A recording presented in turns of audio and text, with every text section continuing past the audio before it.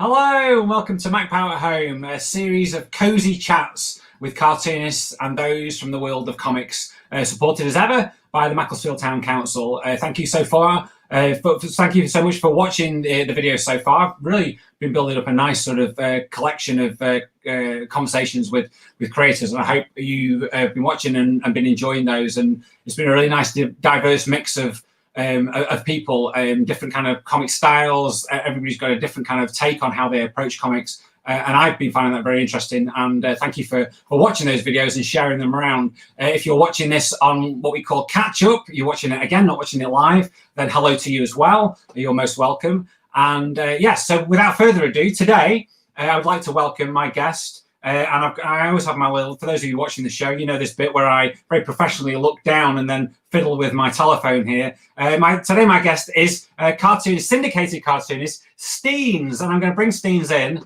with my little button. I'm going to do this as well. Thank you. It's okay. Yeah, you take it in. Take it in. You deserve it. You deserve it. Hello. So nice. How are you doing? That's so nice to meet you. Very, very good. Thank you for having me. And so you're over in the States. What kind of time is it there? It's 7 o'clock here in the UK. It is 1 p.m. So I just had some lunch. I'm getting ready to start my day. Yeah. Was it a good lunch?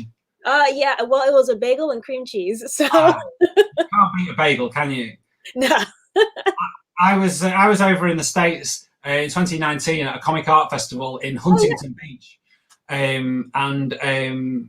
my go-to lunch every day was the Californian bagel, cream cheese, avocado, and then I think a little bit of siracha. And oh my gosh, it was just like I was living the dream. It's yeah. I mean, when you put sriracha on anything, and it's just like, well, this is a perfect meal.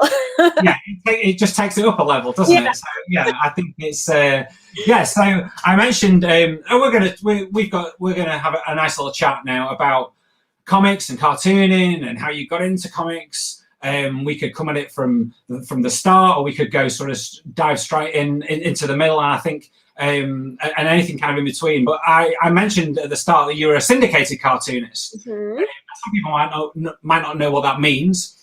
I do, but I'd quite like, maybe would you be happy to explain what a syndicated cartoonist actually is? Yeah, so pretty much cartoons, a syndicated cartoonist is a comic artist that does comic strips specifically for newspapers. So you put the art out, the syndication takes the art, and then they send it off to whichever newspapers want to purchase that comic. And syndicated comics could be ones that come out weekly, like there are some that are only Sundays, but then there are also syndicated comics that are daily, like mine, Heart of the City, is a daily comic. So, yeah. Yes.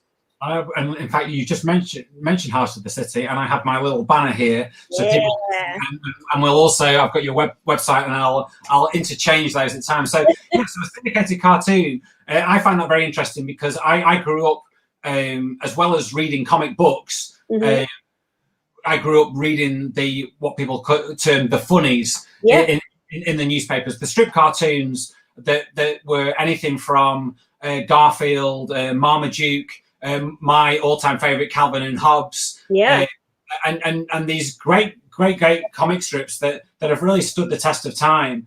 But as I'm sure you're very aware, the newspaper business is different here in the UK than it was. But I know particularly in the US, it's really changed, hasn't it?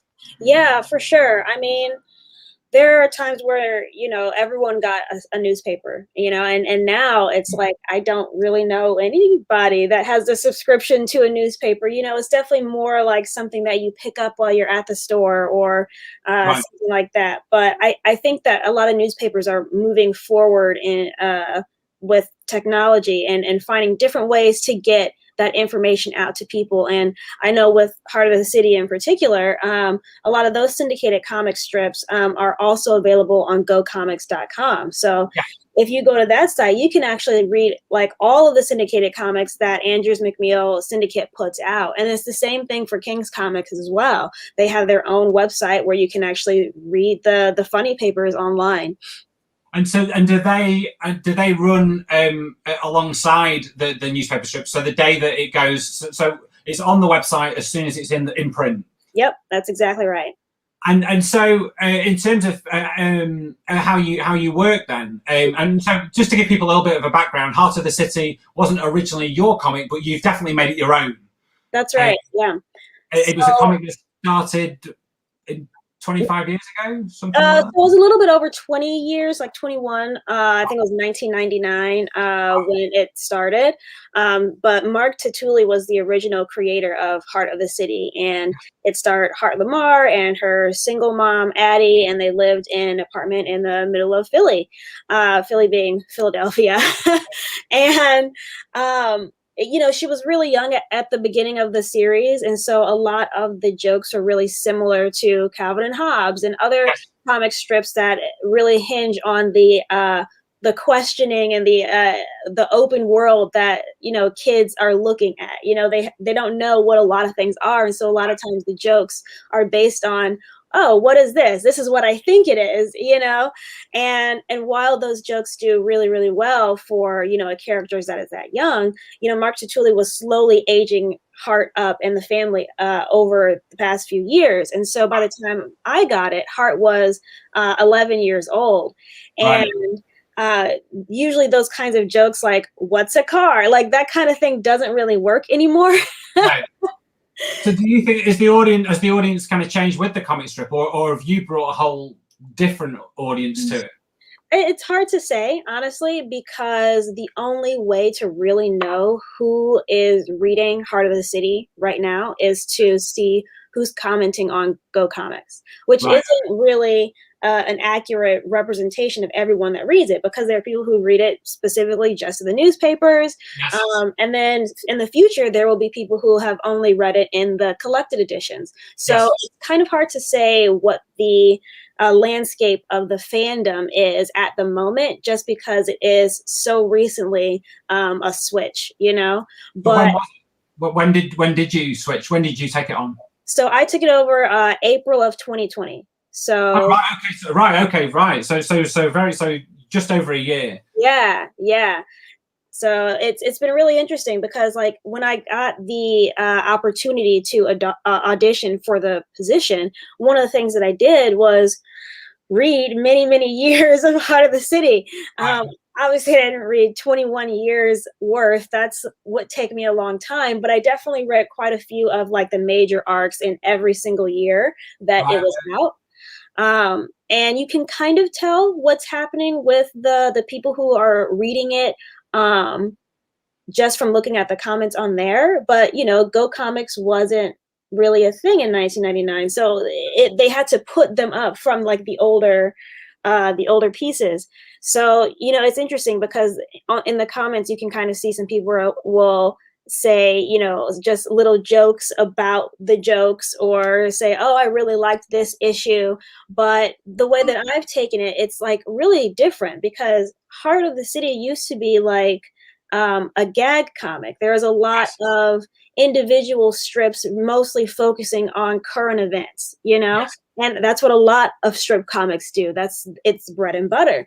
But I know who I am as a person, and I know that I would not be able to do a strip comic that is just based on current events. It's just like, because of how early you have to turn in these pages, you have to kind of hope that what you're talking about is still going to be relevant 6 weeks later, you know? It's a real skill, isn't it? Because I mentioned that I'm a big fan of Calvin and Hobbes. I have, you know, as many people do on my shelf here, collections of those strips. And there's a certain section where Bill Watson was talking about how the weekday strips were different than the Sunday strip. Yes. And he said that it was pretty much impossible to, because of the way that they are run, for the Sunday strip to, you don't connect the Sunday strip to the rest of them, because the chances are they would never meet up. Yeah. But just to show what a genius he was, as he was saying that, the strip that ran, it ran exactly at the same time, and somehow he managed to coincide the Sunday with the dailies. And I think that's why we all kind of bow down to Bill Watson, isn't it? Yeah, I mean, it's definitely doable. The thing is, you just kind of have to think about the fact that not everyone is going to be reading every single Exactly. you know? So like, while I'll have a full arc of like Heart wanting to get her ears pierced, those Yes. Saturday or those Sundays, if the focus is on that, it has to be kind of standalone as well. Because if you're only getting Sundays, you want to feel like you're getting a good story without feeling like, okay, is this like the end of an arc or what's going on, you know? So it's difficult. Do you feel that you have to kind of almost reintroduce the characters every single strip, or are you comfortable enough to know that you don't have to keep explaining things, that people, you know, that most people are following it to a certain extent? Yeah, there are some things that you can kind of do with like dialogue. So for example, if there's one strip where Hart is like, please let me get my ears pierced, and the next strip is her talking to her friend Kat about wanting to get her ears pierced, you just kind of reiterate in conversation. It's kind of like saying a character's name over and again. It's like, that's not how it works in real life. Like, I don't remember the last time I said my husband's name, but like, but in comics, you definitely have to reiterate because everyone jumps in at a different point, you know? Yeah, you establish who it is again. Yeah, it's you kind of, you either do it in maybe the first panel or then a couple, depending on how many panels, obviously. And yours, the daily is a 4-panel strip or thereabouts, isn't it? And so you say that. So how far in advance do you work?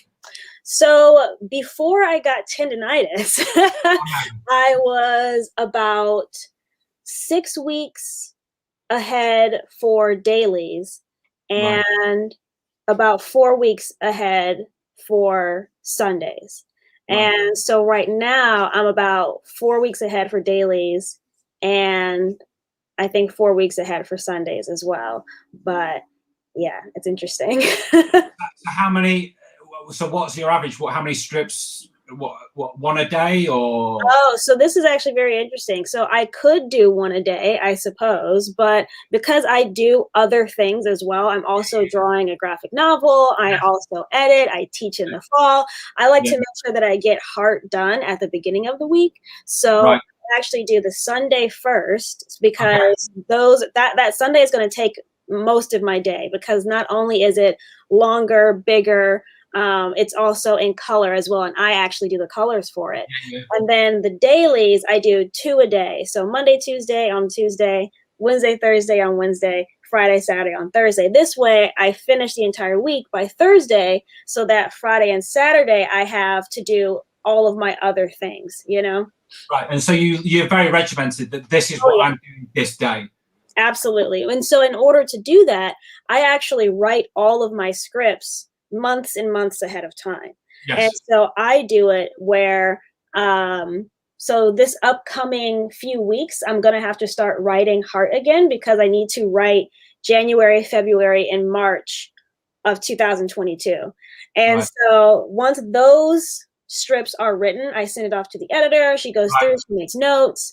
And then that way I just already have 3 months worth of story. It's really just a matter of picking from the file and say, okay, what am I doing today? That's what I'm going to be drawing today, you know? And so do you, so because it's gone to the editor, there's no point then when you, so roughly between you writing it and then drawing that strip, how long? Oh gosh. Okay, so let's see. When did I write July? I wrote July a while ago. I don't know, I guess like months and months and months, which is like one of the reasons why I don't do current event stuff, you know? Yes. Yeah. Well, I guess we can just look at it as how far it is now. So how many months do we have until January 2022? Like 6 months? Something like that, So 6 months ahead is those comics are already written. And so because it goes through to the editor, and then it's sometimes the editor feeds back, or do you always have notes, or just sometimes it's fine? Are you getting more into a groove where there's nothing gets changed, or? I think it really depends because, you know, because my comic is so focused on arcs, some arcs are better than others. You know, some arcs are funnier and longer, and sometimes the longer ones need to be reworked so that the pacing feels right. So there are days, yes, when I have a lot of edits, and then there are days when I have no edits at all, you know? And so when because of the gap between writing it and drawing it, do you ever then get and go, okay, right, now I'm going to do the July ones that I wrote back in, let's say, January. Yeah. Do you ever then look at them and go, oh, yes, yeah. all the time. All the time, but it's usually something small, it's like, I don't know if I want the phrasing to be specifically this way, or if all of a sudden I decide this punchline isn't as good as a different punchline. So I'm not really changing a huge part. It's really just minor things that I feel is going to make it feel more just a stronger strip. And so if you notice those, do you then have to feed those back to the editor first? Or Yes. So actually what I'll do is, so let's say for this week, at the beginning of the week, I did my Sunday, but I also did the roughs for Monday through Sunday for my next week. So I send out Monday through Sunday to my editor. She makes any notes, like all of my spelling errors, which I have every single time. And then once she sends those back to me with those notes, next week, all I have to do is just draw them because she's already seen them. She's already made those notes. Yeah, and then it's a case of just working through, and then so you and so how do you work? Are you traditional pencil and ink, or are you digital? Or? So I do it all digitally. I have a Cintiq and I also have an iPad. I like to work on the Cintiq more just because it is bigger and it's better for you as a working artist in terms of the health of your body. You just got to work bigger. Otherwise, your hands are going to be shot. But I do also have an iPad because, there are some days where I'm just like, I don't want to walk to my office. And by walk to my office, I mean walk around the corner of my bedroom. Well, I was going to say, how far away is your office? It kind of looks like you're at home, and I was thinking, Yeah. Well, I suppose if you're walking to your office, you might stop and get coffee on the way, do you? Exactly. You never know. Sometimes I need to take a detour down to the first floor bathroom. Who knows? So anything can happen. But I think that is true of working for yourself and working from home. Is that you need to have more variety because there are times when there are days where I'm just like, every day feels exactly the same. Because I am so regimented with my schedule. There's not really a day where I'm like, what am I going to do today? It's like, I already know what needs to get done today. And I need to get it done before 7 p.m. because I have boundaries. So what time do you start? Well, I would like to start earlier. There are some days where I'm like on it and I'm at the computer by 10 a.m., but there are other days when I don't get to start till like noon. So like, for example, so today I have one piece of artwork to do. I just have to do a Saturday. But I also have to do a lot of editorial today. So I'm reading pitches. I'm working on comics, like a single issue comic as well. And I had this. So I was like, what I'm going to do is I'm not going to work before the meeting. I'm going to do the meeting first, and then the rest of the day is all going to be work. So it's like I figure it out on what's going to work best for me. Because, when you're working, sometimes it's hard to like, when you get out of the groove of working, it's hard to get back into it. Yeah. So that's why I usually like to make sure that I get like all the like heady stuff done first, and then I can just focus on drawing at the end of the day because it's already written. It's really just a matter of drawing out what's on the page. Because I think the biggest thing is the coming up with the ideas, isn't it? And yes. Oh my goodness gracious. Yes. I mean, this is why I have a Google Doc of miscellaneous stories separated by each character, because originally Heart of the City was very, very focused on Heart and her mom and her best friend Dean, and most of the adventures were kind of at home because they were kids. But now that I've taken it over and they're in middle school, it's really become more of an ensemble comic.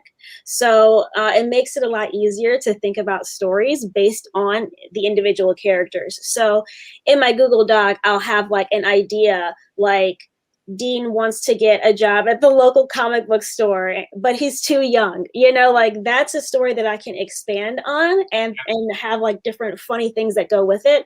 But I make sure to put those things in that doc so that when it's time for me to start writing again, I have plenty of ideas for the next strips. Yeah, because it's everything can be used, can't it? It's whether it can be used at the time or in the future. But yeah, you just got to make these little notes, haven't you? And I think So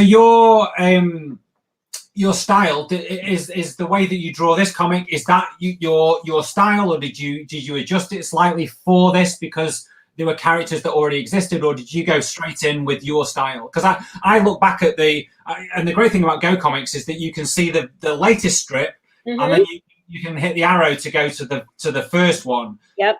And it's an incredible jump, in terms of style. You wouldn't say it was the same comic. It just doesn't look like the same comic. Yeah, exactly. And so did you? So it does look totally different. But did you have to tweak your style, or is this the way you draw it is your style? So the way that I draw it is my style. Yes. Yeah. When I first auditioned for it, I wasn't really sure if they wanted me to dupe Tutuli's style. So I actually did have some versions of the characters that were kind of more in his style than in my style. And it wasn't exactly a copy, but it was enough that you could see like, okay, this is a new artist taking on, kind of like the difference between original Nancy and Olivia's Nancy. It's similar, and that's how it was originally. But it took a minute for my editor to be like, Steenz, you can do whatever you want with this comic. You don't have to dupe his style. You don't really have to use any of the stories from before either. Like, this is your chance to make it your own. And so coming from single issue comics, where like I'm excited to see how a person draws a character, or I'm excited when they do a callback from a back issue, it was hard to like really wrap my head around the idea that this is mine now.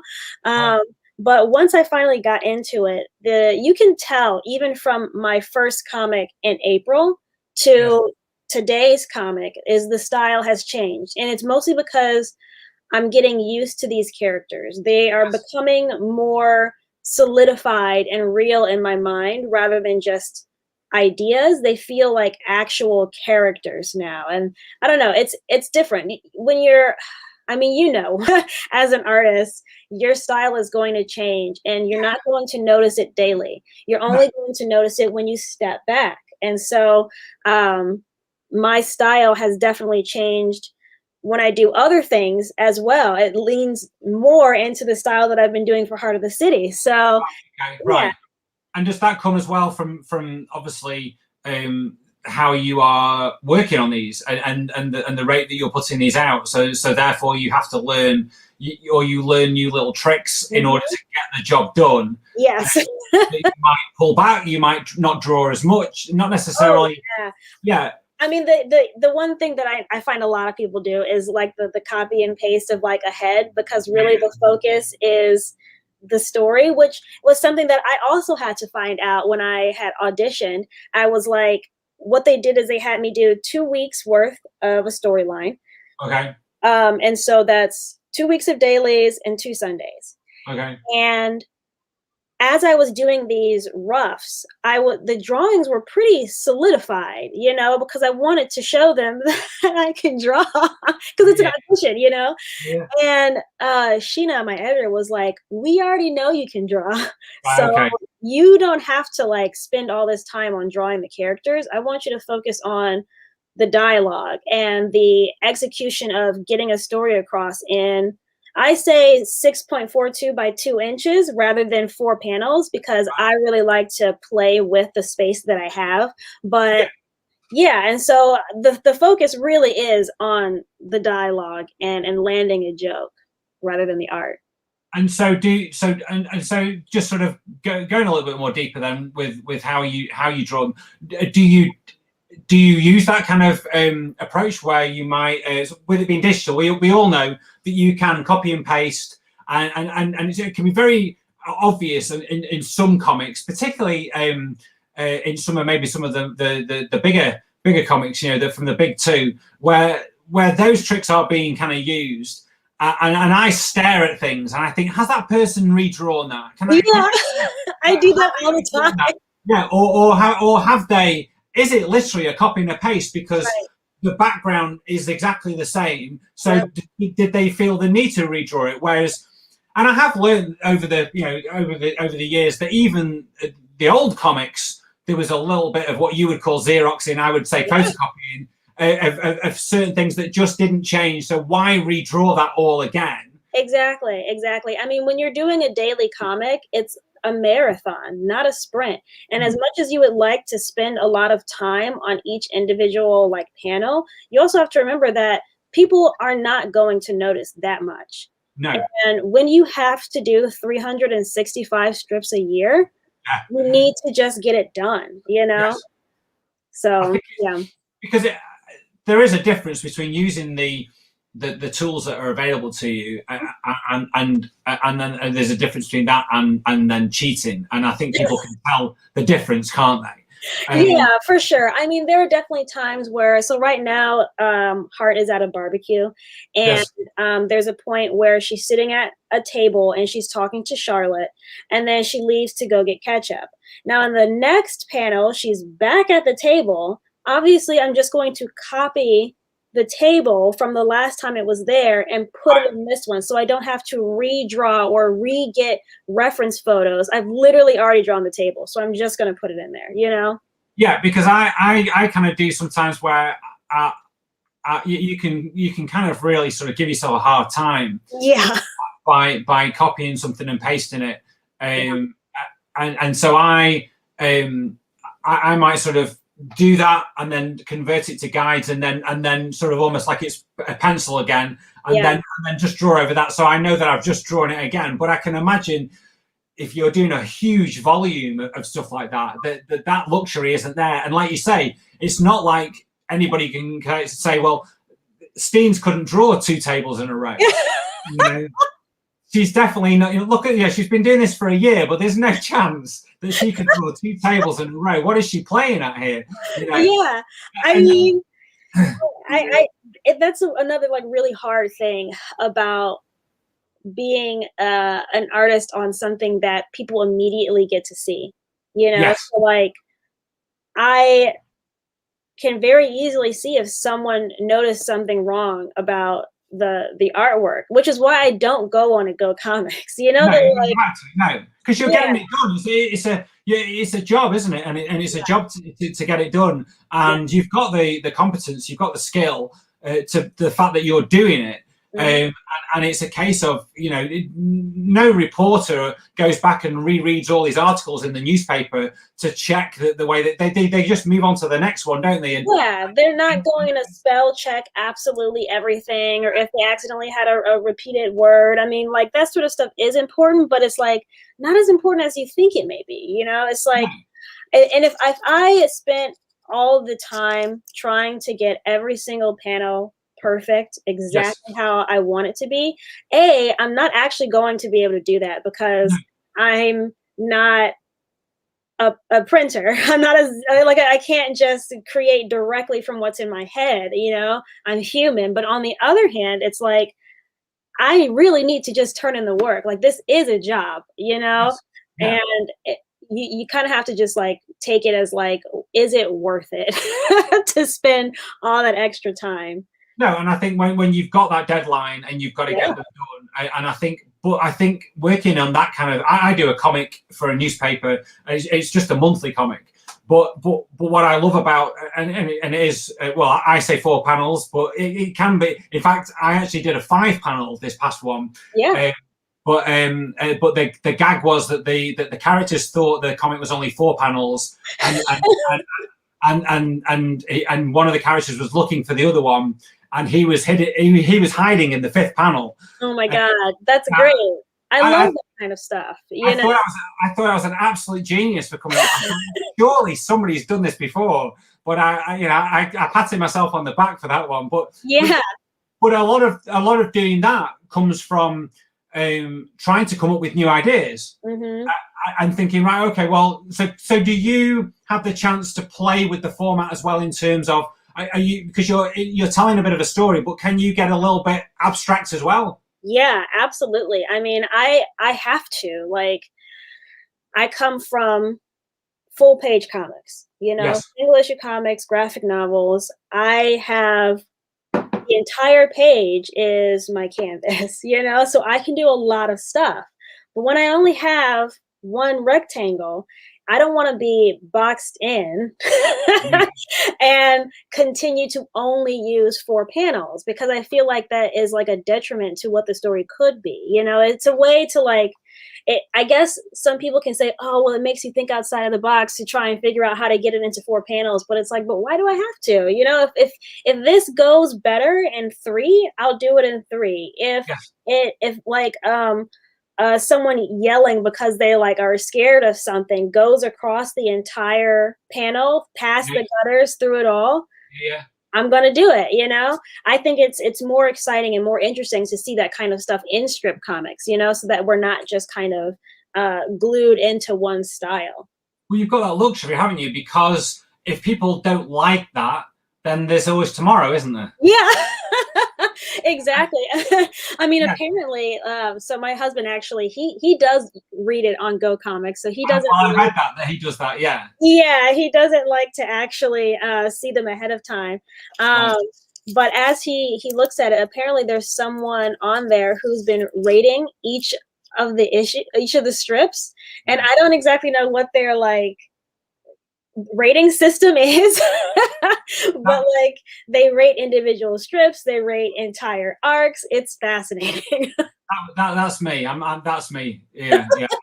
That's why I set this up, because I wondered who it was. I thought I needed to confront you face to face and say, "This is me doing that." Yeah. But no, I think, but I love that though, that people invest so much into them, because these comics mean a lot to people. They are, you know, again, Calvin and Hobbes. I remember that the way that it worked with Calvin and Hobbes in my house was my dad would have the newspaper. We were sat at breakfast, and he would be reading his paper, and he'd finish. I think more than likely, I think it was on the back page, and then he'd laugh and he'd pass it to me, and I would read it, and that was every day, you know, and so once you got into the flow of knowing that comic, you would then maybe even start on the back page, you know, and so do you? So how many papers does Heart of the City run in? I know it's in over 100. I just don't know which ones, but it's in quite a few. Yeah, it's an incredible feeling. It must be an amazing feeling. I mean, yes and no, because yes, in the fact that I love that people are reading it, but no, in fact, I did not get those readers on my own. You know, Mark Tutuli got those readers. Well, yeah, but you I think you're doing yourself a disservice. You're carrying it on. I think, you know, yeah, and I think, and I'm sure that because of your other work, that they picked up new readers as well. For sure. I mean, there are definitely people who stopped reading, which they were so kind to email me to let me know. But then there are definitely people who have started reading it. And I love it when I hear from people that one day they decided to just get caught up on Heart of the City. So they're not even reading it daily. They're just reading it when they feel like it. And that's kind of how I want people to read it anyway. I mean, I like the fun of a daily strip, but you know, my stories are very story based. So if you're reading it all at once, it is going to feel a bit better than just, you know, every single day. Yeah, because there's a real wealth of comics on Go Comics, from new stuff to old stuff. Oh yeah, you can suddenly start get into a real loop of just clicking and go, wow, there's, you know, and particularly if it's something that you really have latched onto, whether it's something you knew already or an old strip that you haven't kind of seen before, and suddenly it's a new strip to you, because it's, you know, because I think over here in the UK, I think kind of syndicated comics that were coming over from the US, for my mind, you know, Calvin and Hobbes was probably one of the real last ones. I don't think there were any newspapers that were running, like, for instance, Richard Thompson's Cul-de-sac. Yeah. So I only discovered Cul-de-sac from. Well, I'll tell you what. There's a comic artist called Tyler Crook. Do you know? Have you heard of? Yeah. And he replied back to me about something I draw, and he said, "Oh, it reminds me of Richard Thompson." And I was like, "Who's that?" And then I discovered Cul-de-sac. Yeah, Cul-de-sac is cool. And then phenomenal. And then suddenly it's a wealth of comic strips that I didn't have to read day by day. I could read in their entirety. And then what I actually really like about Go Comics is that you can sign up to like have emails to you. So I actually get an email every night at like 1 a.m. of the comics that I am subscribed to, which I was actually talking to one of the other editors at AMU about that. And we were like, yeah, that's how we know that we've been up too late, is when we get that Go Comics email. Like, oh God, it's 1 a.m. But having that is actually really nice because I so frequently check my email because of my work. Yes. The fact that it's constantly automatically sent to me and I don't really have to make the effort to go to a site and find the comic that I want to read, that makes it a lot easier for me to stay updated with whatever comic I want to stay updated with. Cool. So, so as well as doing this, you mentioned that you're also working on a graphic novel. And what is that graphic novel called? What is that about? Can you tell me? Yes. So it is a, okay, how do I going to describe this? This is me and my co-creator, Sam Satin, have made a graphic novel that is a history of tabletop role-playing games / memoir. So essentially, Sam and I are taking the reader through time and space to show you what are the things that culminated together to create tabletop role-playing games. And that's as early as Han Dynasty China to today. And so and in between those trips that we take into the past, into different areas of the world, we also talk about the things that brought us into gaming as well. And I think that's going to be really interesting because Sam is very, very much into gaming. Like, he has his own like campaign that he is a DM for. And me, I don't really even like fantasy. I don't care about witches or dragons or wizards. Like, that's really not my thing. But I do like tabletop role-playing games. Like, I play Vampire the Masquerade or Starfinder. So there are other types of role-playing games that you can play. And you don't always have to be shoot into D&D, which I don't like. Right. Also, I didn't really have a history of tabletop role-playing games growing up. Like, I didn't play those as a kid. Like, I didn't actually even start getting into that world until I was an adult. So it's coming from two completely different sides to really show that TTRPGs is a really big community and everyone can have an entry point into it from a lot of different ways, from painting miniatures like Sam likes to do to LARPing, which is what I like to do. So, you're working on that at the moment. When is that? Are you into that? Or will come out in 2024. So, right. Yeah, I mean, it takes a while to draw a comic. I mean, I'm hoping it comes out sooner, but it's really interesting how the whole process has been working. Mostly because of publishers are in a moment of like. I feel like disarray because of how many publishers getting bought by other publishers, and it's kind of like the Wild West right now, and it has definitely been affecting the people who are working on books for those publishers. Yeah. So, yeah. Do you feel it's kind of pushing everything back maybe an extra year or something like that? Yeah, because people are trying to figure out their new systems, and just whole changes are happening to departments. So, and I find this is happening at a lot of different publishers. So, and who's publishing it? Do you have a publisher for it? Yes, so it's HMH, and it is under their imprint Versify. So, yeah, it should be good. It's going to be about 160 something pages with a lot of really cool back matter, and it is so well researched. I mean, I feel like that's the part that is that honestly took up most of the time, is the research for it all, because there's so much that goes into it, from the like early ideas of role play and the early ideas of storytelling and inviting people to be a part of the story. There's so much to learn, and I'm excited for the rest of the world to get it in a nice complete book, And so for something like this, do you do how does it work? Do you sort of like your roughs, your pencils, and then send them in chunks? Who do they go to first? Who sees them? So what we started off with were thumbnails. So I would take a look at the script, and figure out how we're going to lay out this story. And that's something that was, if you've never put together a graphic novel, you have to know that the script is constantly changing. You know, the script at how it was when you first turned it in is not the same script as it is at the very end, because you have to figure out how it's actually going to work visually. Yeah. And then on top of that, there are some things that are like, do we really need this? Or maybe we can add some stuff like that. But so we do thumbnails first, and I sent them in batches, and I got feedback on those. And then as I was getting feedback on those thumbs, I had already started pencils on the stuff that had already been approved.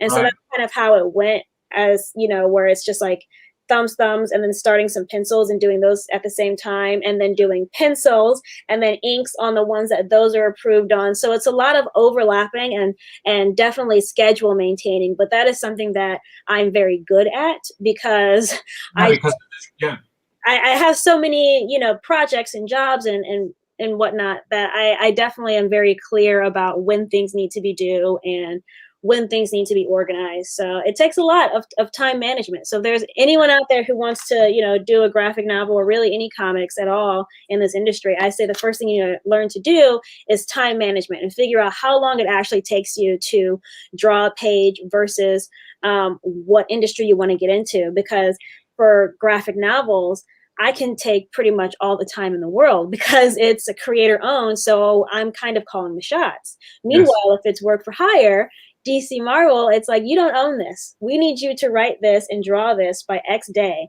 And so you need to be able to work a lot faster if you're trying to get into single issues. So the timing of it all is very wibbly wobbly, but, you know, we figure it out.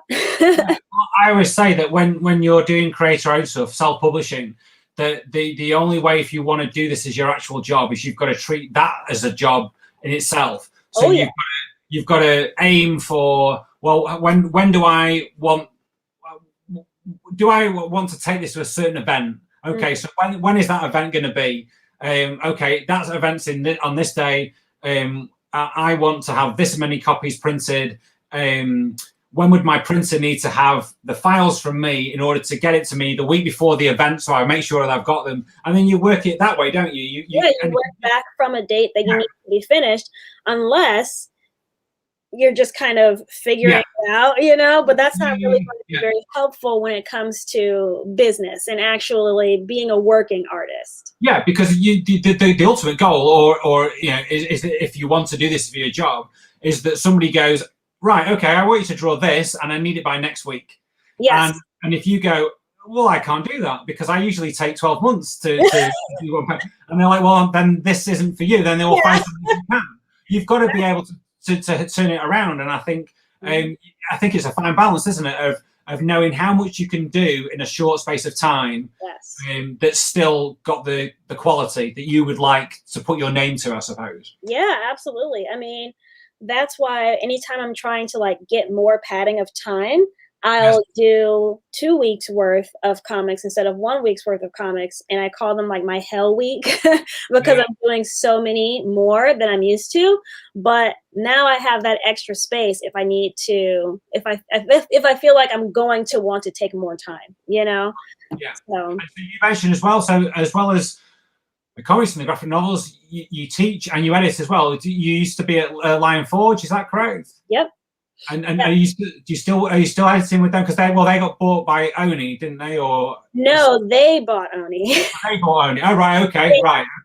Yeah. So currently, I am editing for Small Press, Spider Monkey Press, and one title, and then I'm also working with Mad-Cave Studios. I already finished one of the titles, Bountiful Garden. That comic is actually going to be the first issue of Bountiful Garden is going to be their free comic book day issue. So if you want to pick that up, I definitely recommend it. Some reviews have already gone out, and it's getting some pretty good reviews. And I'm currently working on another single issue. What's really great about working with Mad-Cave is like they understand that I have a lot of projects, and they're totally fine with me just doing one series at a time until if I want to do more series, I can, you know? So that's one of the advantages of being a freelance editor is that I can really decide how much work I'm going to do. And so, because you've got so much on in terms of the drawing, what is it that you? Why do you do the editing as well? Why do you? Just because I love it. Yeah. Yeah, I mean, I have so many interests in a lot of different things, and I like to be able to stay varied. You know, if I was only doing art, I would not feel as accomplished, I guess. I would feel like I need something more. Also, when I think about the goals that I have as a person, and my main goal in comics is to open the door for future BIPOC who want to get into comics. And the best way to do that is in editorial and in teaching. You know, it's giving that information out to people because it is such an opaque industry sometimes that it's like, what can we do to make this easier on people? So yes, I edit because I love helping people craft stories, but I also really love the opportunity to give people a chance on getting their foot in the door. I actually started an assistant editor program with Macc-Pow Studios where each of the editors would pick someone to be their assistant editor. And that assistant editor is going to also give notes. They're going to send reminders out to people on when things are due. And all I have to do is give them a portion of my fee. So it's not even like a huge amount of money that comes from that, but it's enough that they get a title, a comic book with their name on it because they were an assistant editor on that. And so that enough is that open door, you know? And so it was like, it's so easy for me to do that. All I have to do is have them do the work for emailing my clients, and I just have to pay them a portion of my fee. Absolutely, you know. Because the benefits from that are fantastic, aren't they? Yeah, absolutely. Now you can actually say that you've edited a comic at, you know, an actual publisher. Yes. And having done it, you're learning so much because you're always on all the emails. So you're learning about what it's like to do communication. You're learning about scheduling. You're learning about what sort of edits you actually want to give to the writer and what sort of edits that you believe the writer's already going to make, considering the questions that you ask the writer, you know, knowing the difference between each person in the process and honestly just knowing the entire process of putting a comic book together, you know. So and the fact that they're getting paid, I mean, it's a little bit of money, but they're still getting paid for the work that they're doing. It's like a better internship, you know. As soon as you put money attached to it, then it feels real, doesn't it? And people are then going to probably give that little bit more than they would have done if it was, you know. There are still people out there, luckily, who will go, do you know what? It's not paid, but I'm really thirsty for this, so I really want to do it. But you know yourself that's good, but it's also bad because people deserve to get paid, don't they? Absolutely. I mean, you think about it as like, if you're going to be putting your time into something, you want to make sure that you're getting something out of it besides the education, because you do also have to live. You need to be able to make a living. You need to be able to pay your bills. And if I can help with that, even in the slightest way, by giving you like $100 per issue to send out an email, like that's the kind of stuff that I feel like is worthwhile. And so the editorial part of it is something that I'm really, I feel strongly about, but also the teaching part of it. I had such a negative experience with going to school for art that I want to make sure that no other people have that same experience, you know, like that is why in all of my classes, I always include a portion where we talk about contracts, where we talk about taxes, we talk about intellectual property and copyright. And I want them to be able to not only draw and not only be able to knowledgeably speak about their work through critique, but also to be able to make a living off of it. If this is something that you want to do, you need to know exactly what you need to do to make it work, you know? So, and I just want more schools to do that, because that's one of the reasons why I dropped out. I didn't feel like I was getting helped. I didn't know what options I had out there. And a part of being a professor is the ability to say, this is what you're going to school for. Look at all the things that you can do with that knowledge, rather than just saying, this is what you're going to school for, pay me my money, goodbye. And that's kind of what I got out of school. Right. And so where is it that you do teach? So I teach at Webster University here in St. Louis. So I only teach one class in the fall, cartooning. It is the most basic cartooning class you could take. I teach you about one panel comics to strip comics to, do you remember I was telling you about my audition for Heart where I had to do 2 weeks worth of stuff? That's essentially their final, is to do 10 strips or 10 comics and have them be overlapping in a story, but also individually to have their own punchline.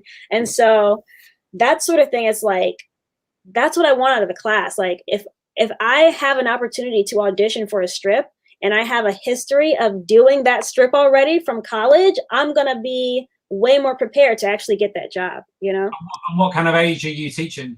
It's college age. So the class is a prerequisite class. So I get a lot of like sophomores to seniors, and it's under the animation program. So there isn't an actual like comics program at Webster. So all of the comics classes are under animation, but yeah. And have you been able to do that physically or what, did you start that last year? The first year in 2019 was in person. Yeah. And then in 2020, it was also in person. But I had to, obviously we were all wearing masks, but I also had to split the class size. So originally the class size is like 20 or something. So it's a 3-hour studio course. So instead I did an hour and a half for half the students and an hour and a half for the other students. So they're getting the same amount of education, but they also get half of a class, you know, they can spend that time doing something else. So we figured it out. So come this year, you'll be back in person as well? Yep. Yeah. Yep.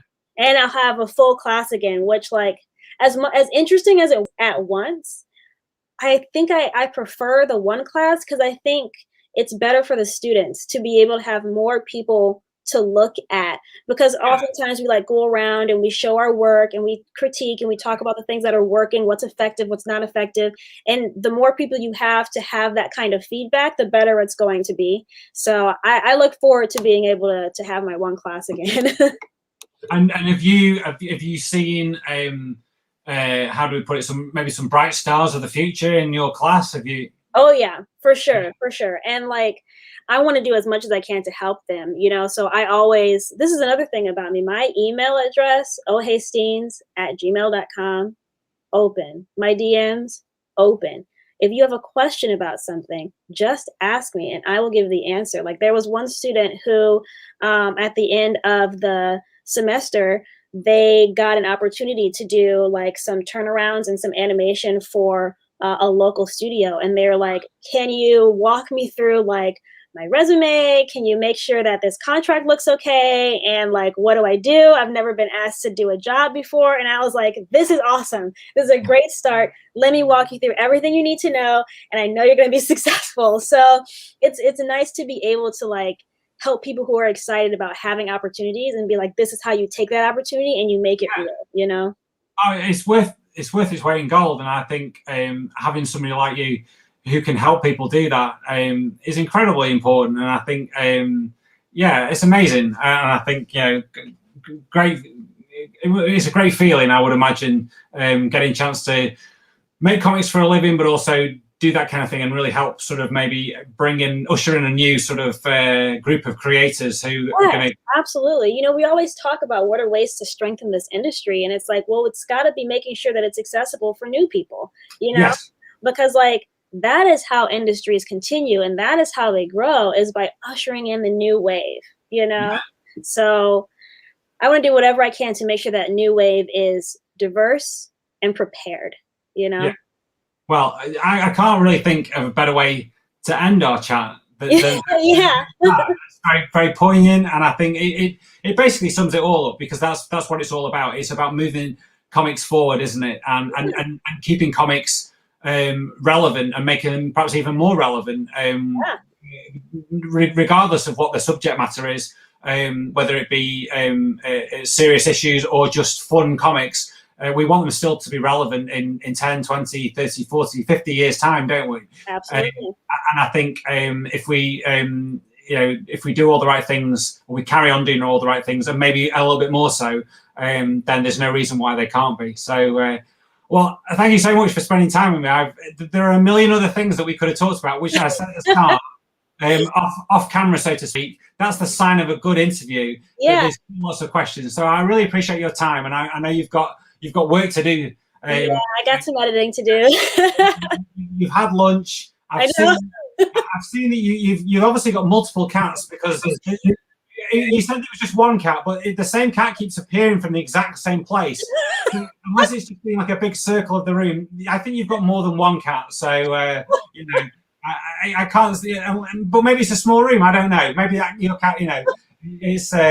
But yeah, but I really appreciate your time, and keep making those comics and do what you're doing, and hopefully you'll get to have a little bit of a rest sometimes. Do you get to have a little bit of a break? Oh yeah, for sure. I mean, when it comes to side quests, like I have a super long breaks because it takes them forever to actually route it around the department to get feedback on stuff. So I have breaks for that. And then, I was saying at the beginning of the interview, I'm very, very focused on making sure that I have boundaries about what's work time and what's not work time. Yes. So all of my evenings, always free, my weekends free, and then I take vacations as well. So yeah, I'm good. Good job. Well, it's so nice to talk to you. So nice to meet you virtually, and maybe one day if our paths cross in the real world, that would be fantastic. Have you ever been over to any comic events in the UK? No, not yet. And actually, it was going to be my first year to actually go to a convention outside of the States in 2020. I was going to go to TCAF. Right. Yeah, I really wanted to go, and then here we are. So, but yeah, that's definitely the plan, is to do more international conventions. I want to see more of the community. You should definitely come to the UK. We have some really good comic art festivals, and I one day my event has got a small budget, but it has a big heart. So one day it would be very nice to welcome you to Macclesfield and to Macc-Pow, and I think the way that what we've talked about today is definitely the spirit of how I like to organise my event. The focus is on making good comics and basically showing people the wealth of diversity in comics, which I think is really important. So, well, thank you so much for your time. I've been flashing. I'll flash your website there just as we're finishing off now. If people want to go and check out your work, you're on Instagram and Twitter, aren't you? As what's your handle? As Hey Steenz? Or? Hey Steenz, same as the website, so you can find me there. Yeah. And I can vouch for the fact that if you send an email to Steenz, you get a reply, because you replied back very, very quickly, and I was like, wow, this is great. So yeah, you must have just been sitting around with your cats, well, I think it was probably because you'd drawn the table. And you didn't need to draw the table again. I had extra time, so I can check some emails. That's what it was. So, well, thank you so much for your time. And so just to say that Tuesday next week, I shall be chatting to cartoonist Tor Freeman at 1:30 UK time. But until then, thank you so much to Steenz, and I'm going to send you out the same way that I brought you in, with even bigger round of applause. There you go. Take care, Steenz. Thank you very much. Stay well. Bye-bye. Bye. Wow, that was fantastic. It was so great to talk to Steenz, get a chance to meet her and talk about her work. I could have talked to her for at least another hour. It's fascinating to me as a cartoonist to see how somebody is working in the industry and working in syndicated comics, which maybe you picked up from the conversation, is a big deal and is a lot of work. But I think Steenz is obviously doing an amazing job. So yes. Thank you for watching again. Next Tuesday, I always say this, whatever Tuesday is, the 29th, I think it is, of June, I'll be chatting to cartoonist Tor Freeman at 1:30 UK time. So until then, thank you to Macclesfield Town Council for supporting Macc-Pow at Home. And thank you very much. And please share the video and like and subscribe. Thank you. Take care. Bye-bye.